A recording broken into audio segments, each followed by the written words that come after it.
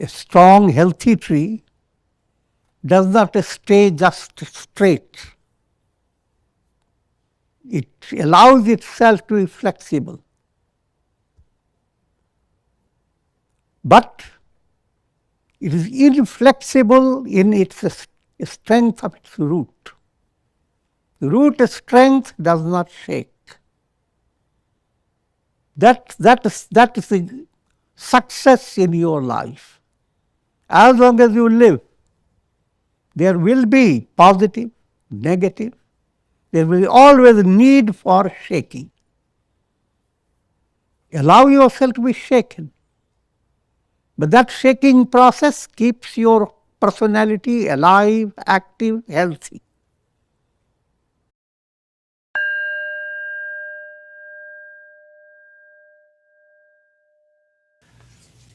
Om Purnamadaha Purnamidam Purnat Purnamudachyate Purnasya Purnamadaya Purnamevavashishyate. Om Shanti Shanti Shanti. Om Brahmanandam Param Sukhadam Kevalam Jnana Murtim Bandvatitam Gagana Sadrisham Tattvamasya Laksham Ekam Nityam Vimalamachalam Sarvadhi Sakshi Bhutam Bhavatitam Trigunarai Sadgurum Tam Namami. Om.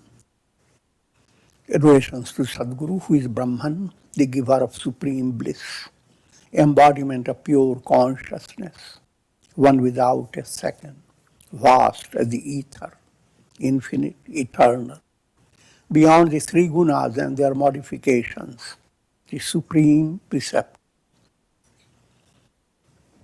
Yoga Vasistha in Upasham Prakarana, section 13. And the topic is the same old topic. How to attain enlightenment.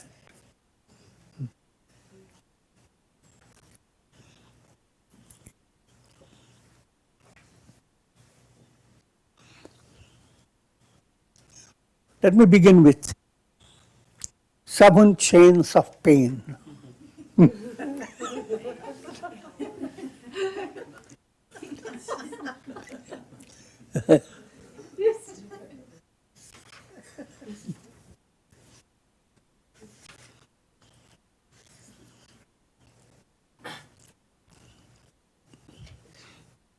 The most highlighted problem in the world is pain. That's what causes pain. If you didn't want pain, you shouldn't be embodied. So your embodiment leads you to experience pain. But in order to stop your embodiment, you should stop your karma. Karma leads you to embodiment, embodiment gives you pain. But in order to stop your karma, not be involved in karma, your mind should not be swayed by raga and dvesha, attachment and hatred. Because the mind is constantly swinging left and right, never straight. If it is straight, you look up to the sky, there is nothing else. But left, there are so many wonderful things. Right, there are so many wonderful things.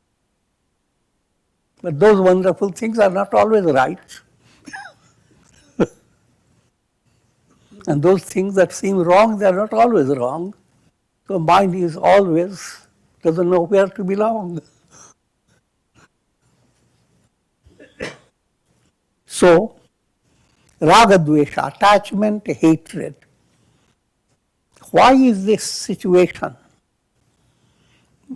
that one can't simply relax and enjoy whole universal glory? The world doesn't complain, sky doesn't say, I have a headache.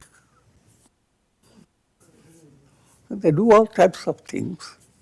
Clouds, all the trees, they are not complaining. Even the birds and animals, they are all just flowing on with a spontaneity. In spite of facing many challenges, they go on.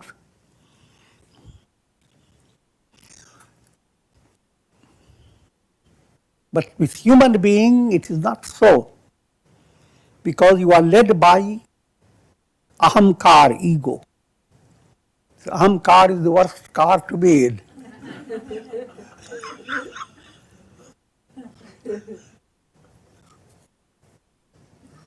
I'm joking. Ahamkar means egoism. In Sanskrit, it's called ahamkar. It looks like a car.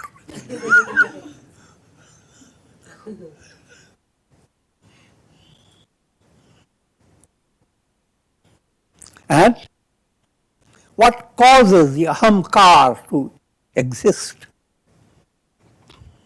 Your inability to distinguish between the real I am and the false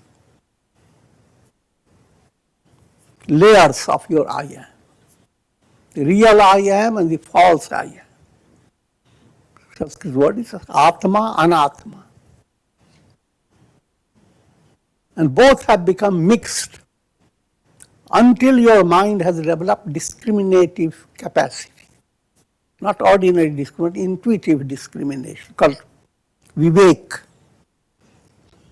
The lack of discrimination, the Sanskrit word avivek. And why is this lack of discrimination? The cause is avidya, ignorance. Ultimately, we are scolded, we are ignorant.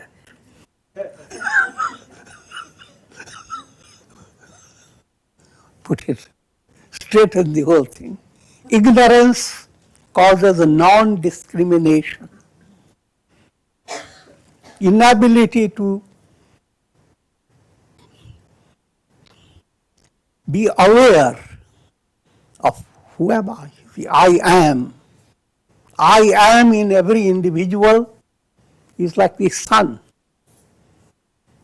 But led by ahamkar, ego, just like sun has countless reflections. Now each reflected sun develops an illusion of identity.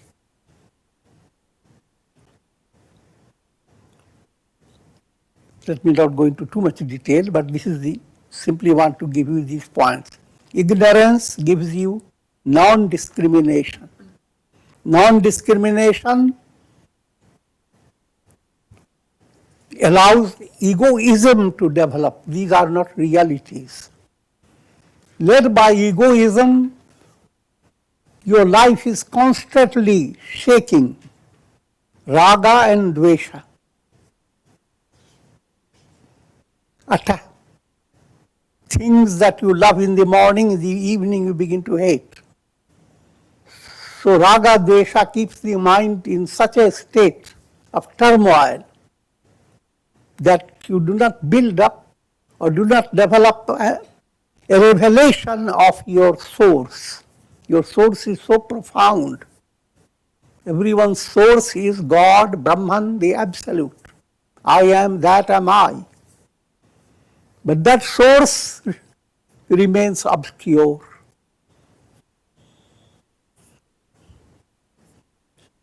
This being so, now there develops a karmic process. The soul begins to develop an illusion about finding purpose of life in the world that is not real. Just like if you go to sleep, it's a little shaky mind. You wanted to go somewhere and to eat some wonderful food. Somehow it didn't. But when to sleep, now in your dream you go there.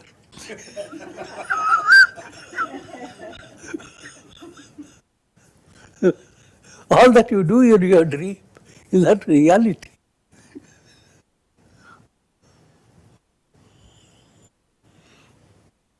All experiences, the idea of finding perfection, absolute happiness in the world, that idea is like finding fulfillment in your dream, which is not possible.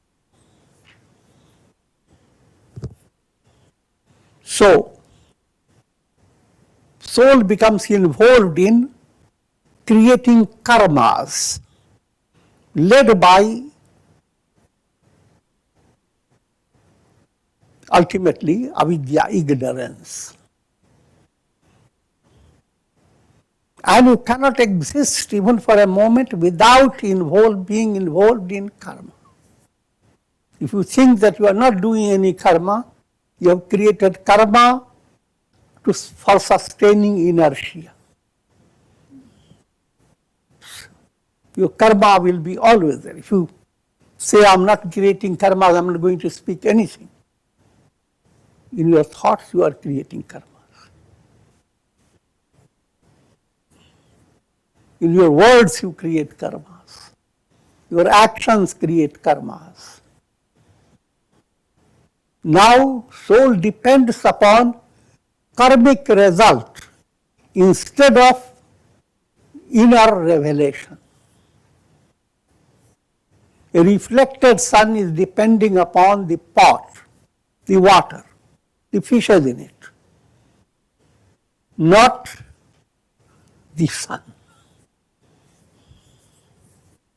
That becomes the predicament of soul in bondage.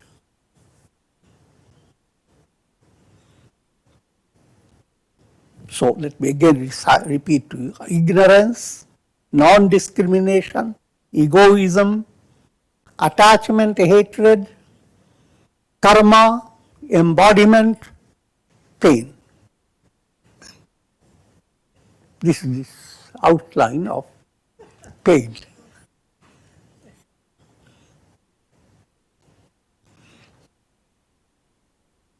Sadhana movement also has a sequence. The highlighted sadhana is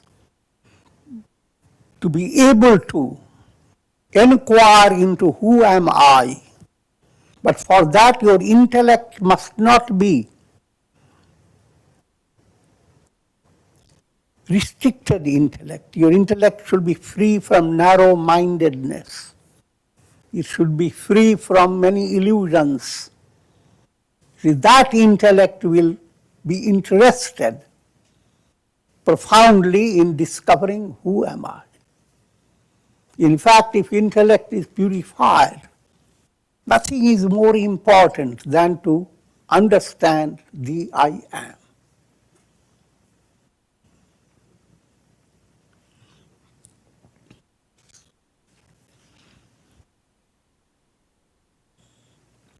But all are not in that level of inquiry into who am I. So sadhana process in yogic literature begins with very ordinary stage of pranayam. Starts with your nose.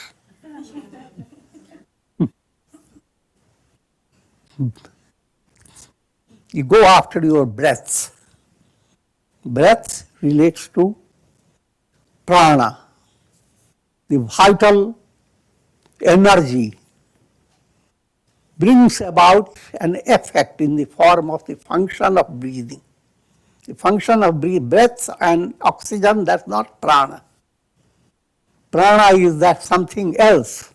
But your breathing process allows the inner vitality to be awakened. That inner vitality is behind the entire universe. There is a prana movement behind everything in the world. Cosmic prana, cosmic energy. And your vital process is a ripple from that cosmic ocean of energy. So when you begin to regulate your breath, you are tapping from the prana. And prana and mind have their close relationship. Mind is a higher level. If your mind is thinking of positive things, your prana will be automatically in a healthy and harmonious state. Good understanding immediately relaxes your nervous system and begin to discover your inner strength, amazing strength. All that doesn't happen like a miracle, but it happens. So, breath relates to prana. Prana relates to mind. Mind relates to intellect. Intellect relates to cosmic mind, mind of God. And mind of God is nothing but God Himself, Brahman. So, start with your nose.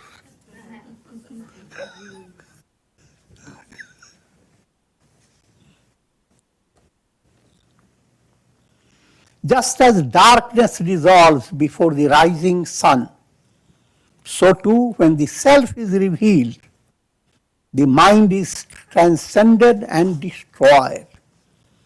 The term destroying the mind has to be understood in a spiritual way, not literal. The idea is that a mind in itself is not a reality. It's a bundle of desires.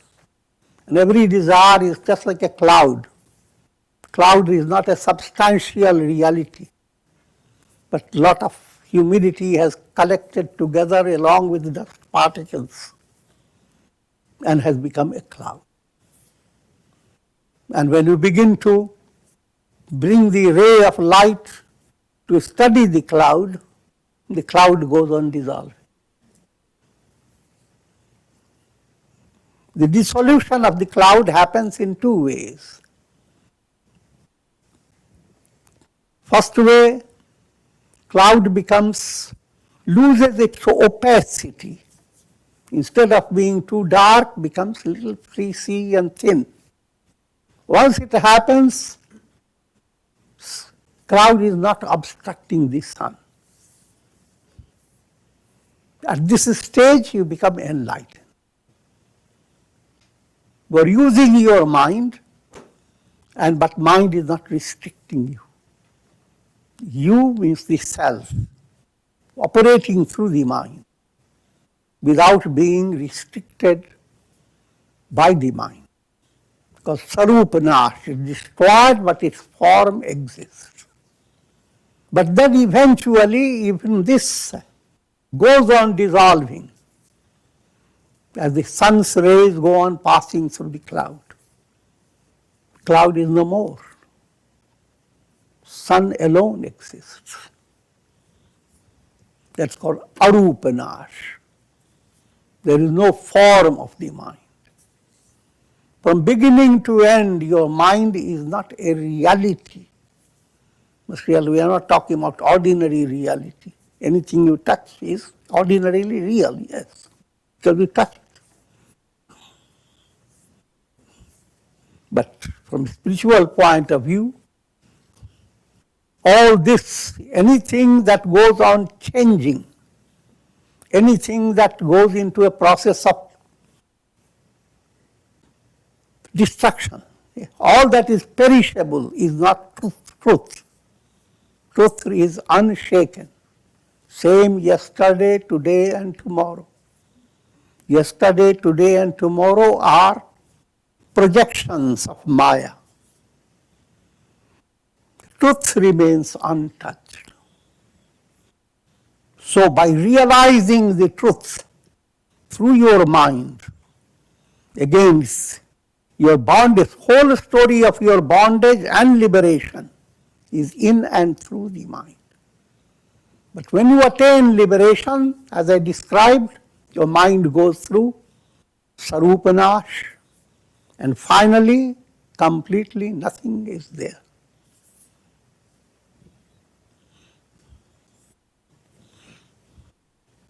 Nothing means the self alone shines. That's the essential nature of every individual. Call it in different ways. Kingdom of heaven is within thee. I am that am I.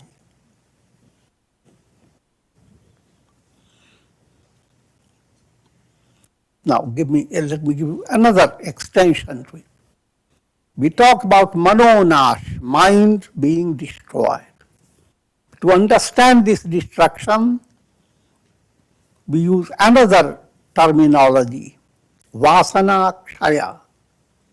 Because when you talk of your mind, you are dealing with conscious mind. Conscious mind is called manas. That's a general term for when we talk of mind. But when you talk of your subtle inclinations, they are called vasanas. And most times people don't know their vasanas until the vasanas begin to sprout.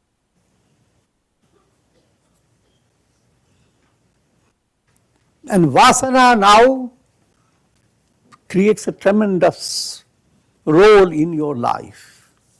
All your taste, joy and sorrow depends upon your vasana. Vasana colors your vision, positive way or negative way.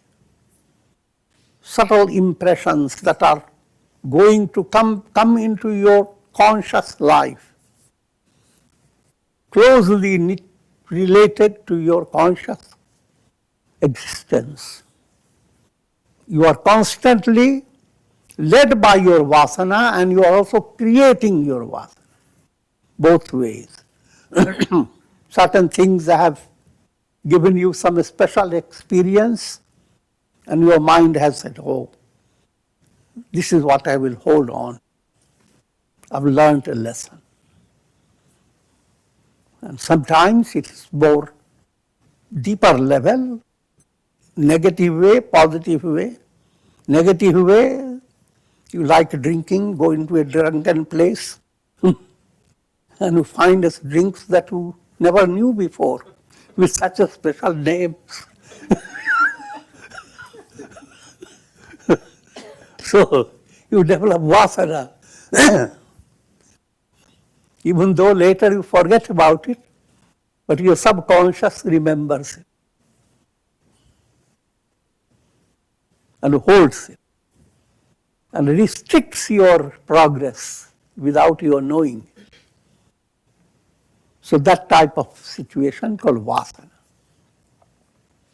In a spiritual movement, that vasana is brought into vasana kshaya, the whole series I have described before.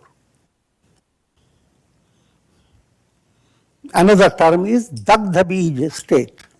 Vasanas will exist, but vasanas that are not obstructing your intuitional knowledge. Those vasanas are called dagdha bij. Dagdha bij means seeds. There are, say for a very simple illustration, is when you eat popcorns and many popcorns drop down on the floor, on the earth, they won't germinate. But if you are eating some other type of seeds, you eat, seeds fall, and they germinate as well. There are karmas that you are enjoying the fruit of karma, means you are eating it. But while you are enjoying it, you are spilling out other karmas. Those karmas will continue to create their fruit, their product. But in the state of enlightenment, the vasanas go into a state of as if they are scorched, burnt up. You may go on spilling them all over, but they won't do anything. They won't germinate. You will not be brought back into the realm of karma. You are beyond karma. That state of vasana exists when you are enlightened. If you are not enlightened, the vasana will go on, leading you on to create more vasanas and change of vasanas and so forth. But your embodiment will continue. But when the Dagdha Bij, Vasana Akshaya, these are the terms, Vasana becomes burnt up by enlightenment. And the third state,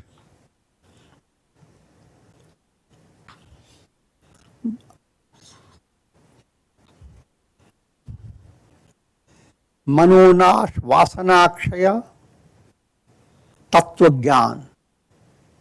Tattva Gyan, Tattva is the revelation of the truth.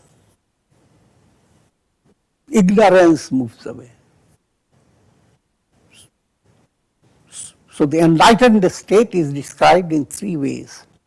Manonash, mind that does not allow that enjoys serenity in spite of all the world that you experience. Mind goes on enjoying serenity.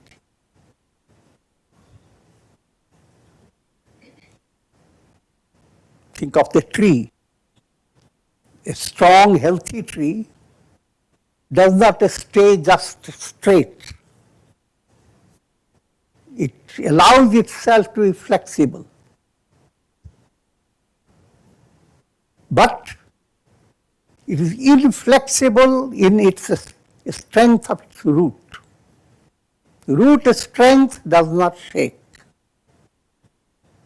That is the success in your life. As long as you live, there will be positive, negative, there will be always need for shaking. Allow yourself to be shaken. But that shaking process keeps your personality alive, active, healthy. And if you are shaking with proper understanding, all the rasa goes into your heart. Your heart-based strength becomes highlighted. That type of shaking is perfectly in order. If you don't shake, you can't bake.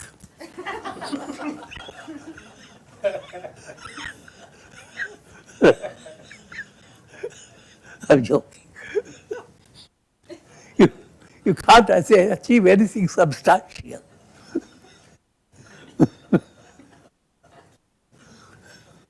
But your root remains unshaken. An aspirant practices spiritual inquiry.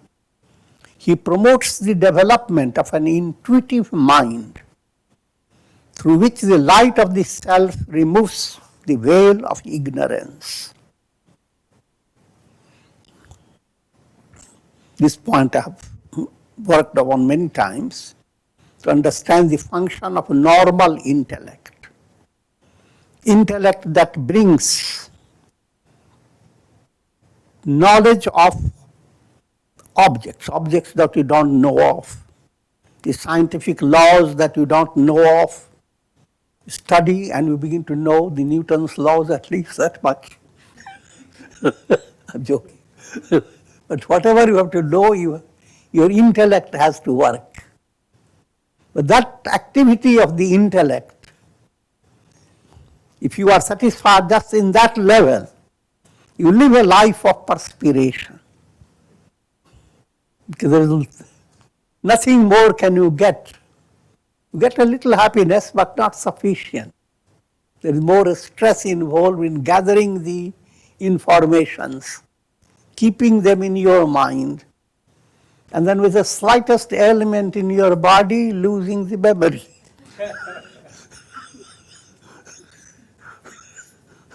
So you are learned a scholar, and suddenly Your brain has lost the capacity. So that's the predicament of intellectual knowledge. But if intellectual knowledge has a purpose, now the intellectual knowledge links itself to promoting intuitional revelation. When that link starts, then your intellectual knowledge doesn't remain empty. It gains a kind of mantra power. It gains a special touch of inspiration. And that enables the sages to help humanity. He's using his intellect. But now his intellect is touched by inspiration, intuition. Therefore, that type of intellectual function coming from sages are totally different from normal intellect comes through academic process. So the intuitive intellect, this negates and dissolves the mind, which was only an effect of ignorance. But led by ignorance, one forgets one's essential nature as Atman. Led by ignorance, everyone is Atman, Satchidananda. Every wave is the ocean. Every reflected sun is the sun. That's the reality. But that, led by ignorance, the soul in a person, as if has forgotten its essential nature. And following the course of his mental desires and cravings, the soul is helplessly dependent upon your mind. And if mind is not purified, mind is constantly creating a big realm of distractions. And ultimately it ends up with countless desires. And since desires are not fulfilled, they turn to cravings. O Rama, mind and prana are interdependent. When the pranas are controlled, the mind is unable to fluctuate and thus is unable to bring about the projection of the world. In the process of sadhana, one should understand the relation between mind and prana. In other words, if you bring harmony in your body, just don't think of mind and its problems. Think of how can I relax. What yoga has brought about, the terminology of yoga nidra. Practice. Leave your body relaxed. And in order to do that, get into some yoga exercises and pranayams. That will help you when you lie down or simply sit on a chair. Let go everything. This is not possible if you have not practiced some yoga. And that becomes a great art, no matter how many challenging situations you may have. Just like, no matter whatever may be the problem, every day you go to sleep. When you leap into sleep, the whole world moves away from you. It happens so spontaneously, nobody wonders about it. But try to do that with conscious awareness. I'm going to sleep. Mind out. Intellect, no. No ego. I am the universal. I'm blowing like a breeze.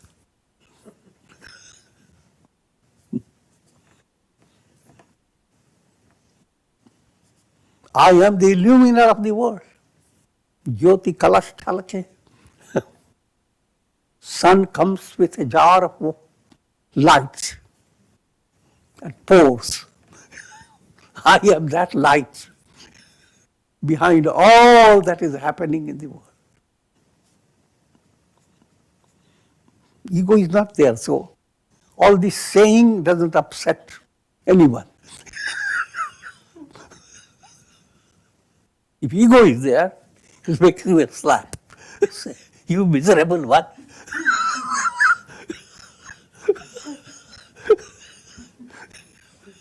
All these lies. I'm joking, try to understand.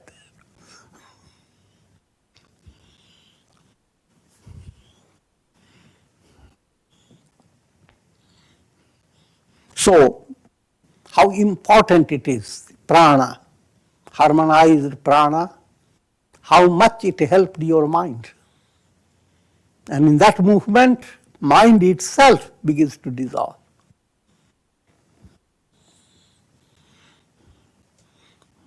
But then you go into further study of prana, apana, vyana, samana, udana, and their functions.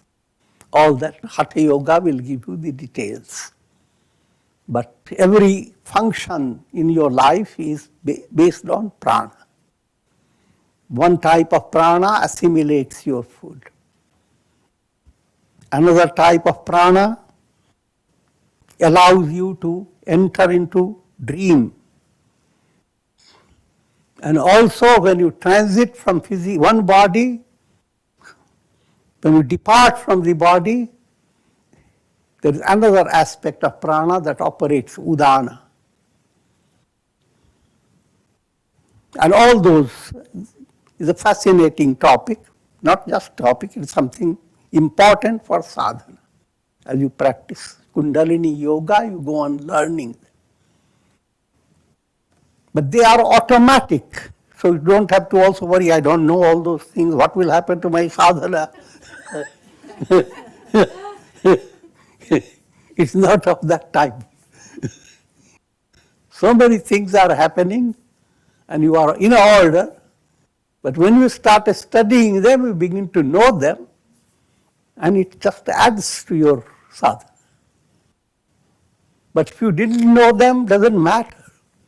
If you are on a higher level doing devotional movement, all that is happening automatically.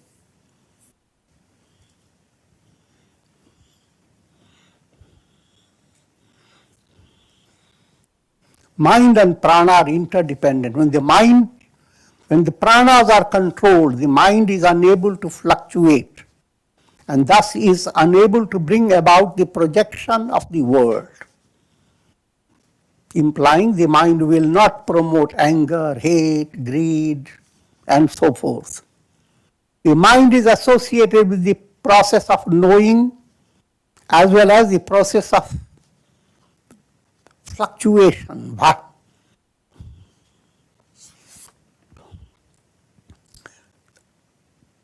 Process of knowing means prana become completely harmonized and it allows your knowledge to blossom. Otherwise, pranas take you into a state of distraction. You don't know where your head is and how many heads do you have.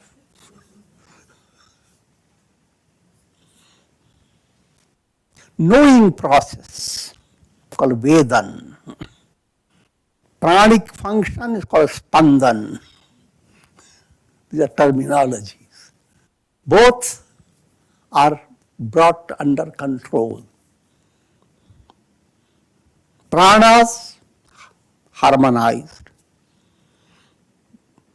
And your knowing process, instead of being just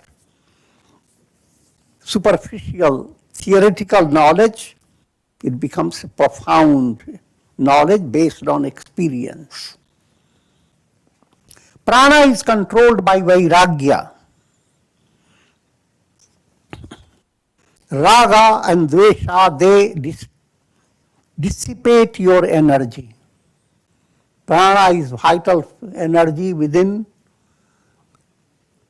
and if you become, let me dramatize it, if you are attached, raga, then the mind is going after where my dear one has gone. 5 hours have passed, I have not received any message. Has the plane collapsed? If the plane has collapsed, what a misery I'm waiting for. So, now the mind has created karma of negativity for no reason.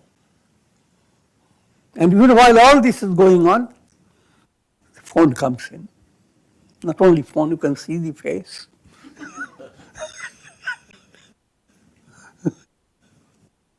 Now your mind builds up in another way.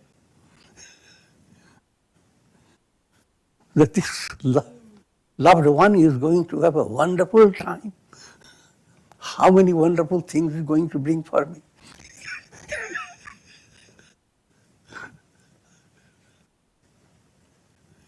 So your energy has gone in two directions without being involved in a purposeful manner, in a purposeless way. So that vital energy needs to be controlled. When raga, dvesha, in brief, when you develop vairagya, your pranic energy is not being dissipated. When you know the things and their worth, and if they are not worth you to consume them.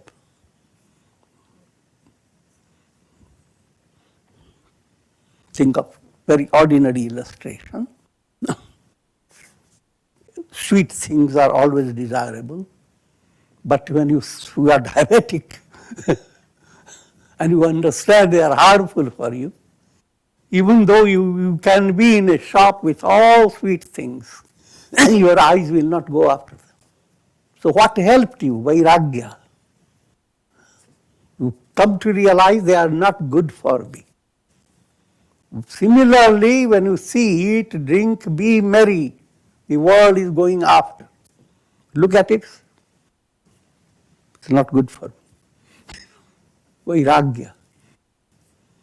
As Vairagya has developed, lot of your pranic distractions have stopped. Otherwise, you are constantly scratching your head, worried, going after securing things that cannot be secured, trying to know what others are thinking, which can't be done.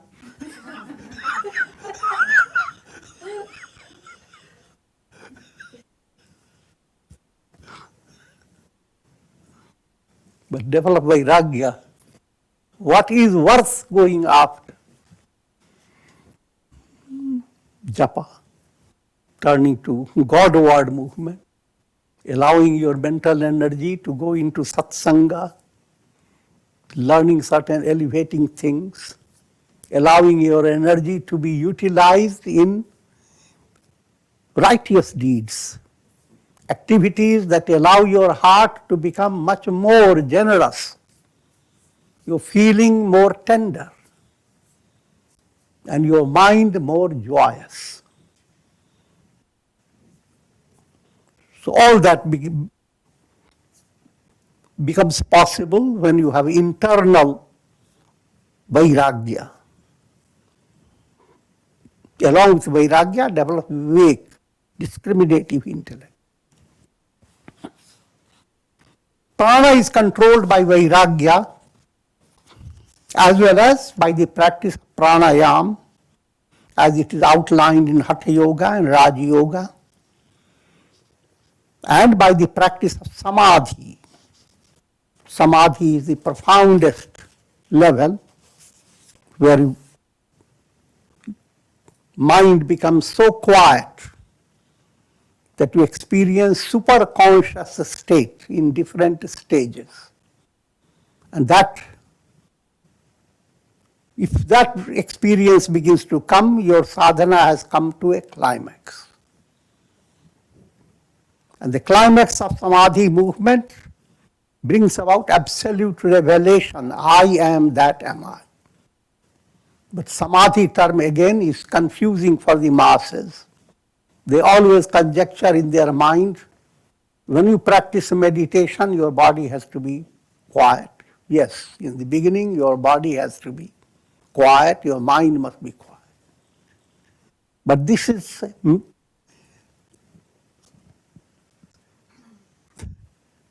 the early kindergarten level. Maturer level, even though your body is busy, attending to various things, and rather the art, things you are attending to, are allowing your mind to be more quiet. So you are coming to higher another. This doesn't mean that you give up your meditation practice. But certain practices must be continued. They become like your table and chair. And advanced practices must develop that they are not confined to your ritual level. So whether you keep your body in static or not doesn't matter.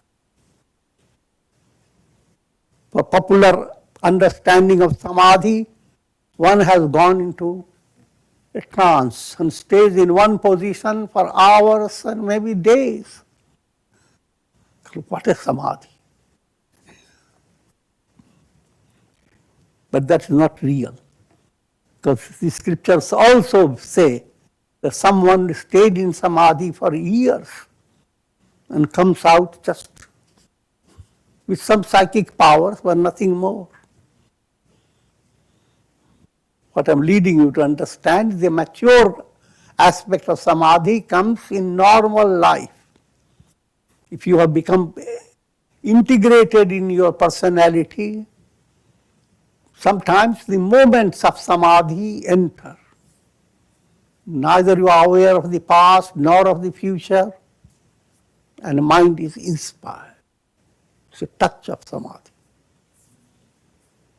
If you go on growing maturely, that internal awareness will not go away. So you are always in Sahaja Samadhi. Spontaneous, you are not working for it. That is what leads one to highest level. That's what leads one to become liberated.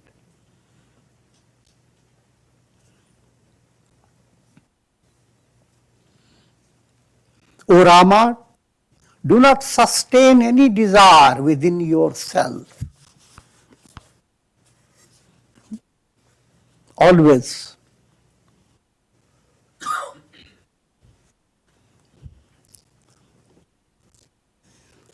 understand that if your happiness depends upon fulfilling your desire,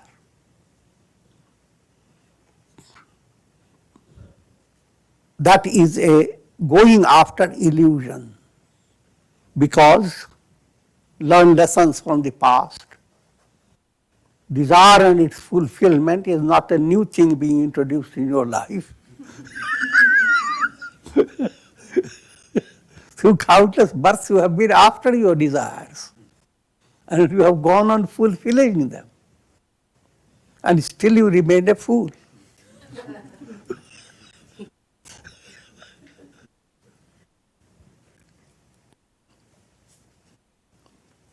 Come to that level.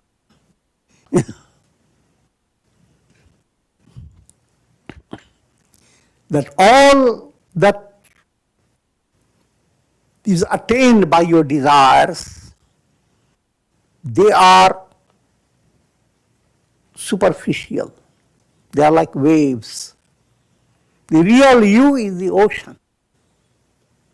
So, You can maintain desires, like I have already said, a Jivan Mukta, a liberated sage, maintains his body, maintains his functions, he does actions, he has desires, but only thing they do not create new embodiment.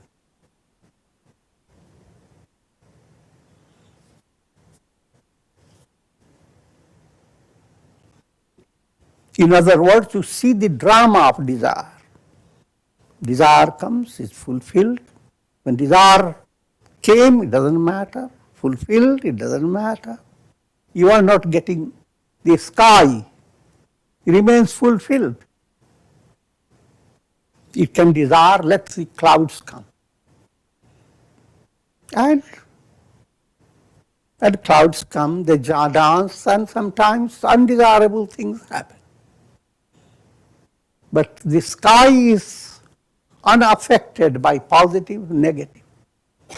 The entire mental process and all what the mind brings are viewed by your inner awareness, which is like the sky. When you have that type of awareness, the sky like I am, then you are really caught your sleep even in your daily life. Catch the sleep in your daily life without sleeping. That's nirvikalpa samadhi. It is ignorance that leads people to be tormented by the mind as well as to fight with it in order to destroy it. But being inert and of the nature of not self, the mind is already dead. Mind doesn't have a reality. Think of your dream. In your dream, you have a mind. That mind is different from your normal mind. But the entire mind process of your dream, when you wake up, what happens to that mind? In dream, your mind was looking for a wonderful fruit. And it led you to gather the fruit. You woke up, the fruit is not there. And the mind that was so eager to get those fruits, that mind is also not there. Similarly, the mind you are possessing is illusion. In order to control your dream mind, what did you do? Wake up. In order to control your mind, what should you do? Enlighten. You don't have to fight with your mind.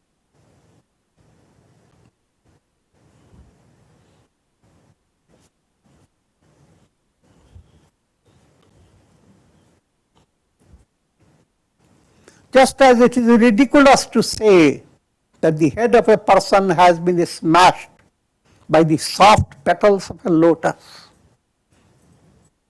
or that one must fight a severe battle to kill one who is already dead. This is the project with controlling the mind.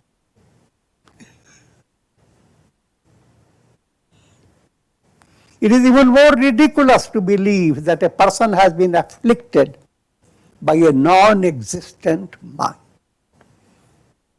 Person is your soul, the I am. That I am has never been afflicted.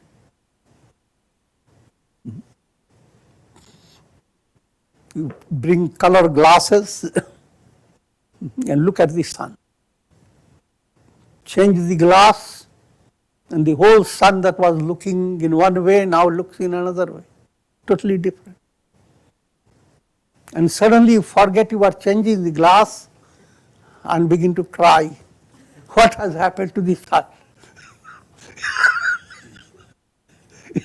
Just like your glasses can't change the sun. Your minds can't change the reality. No matter how your mind may operate, the real I am unchanged. And it's not the mind that is creating the I. And when I am is revealed, that mind has no reality. When you are aware of the sun, you don't go after looking for glasses. You have to have glass to see the sun.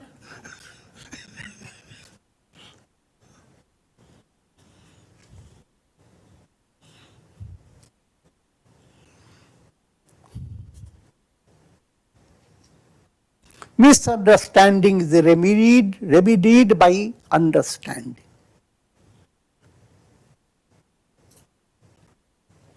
It is a great wonder how people are being driven to misery by their illusory minds. For a spiritual aspirant who has gained insight into the illusoriness of the mind, the task of mastering it becomes effortless and simple. The more you understand it, the task becomes simpler. It's a matter of relaxing. Otherwise, started studying. Where was my mind? How many things it did wrong? You collect all these, send to Google to store it.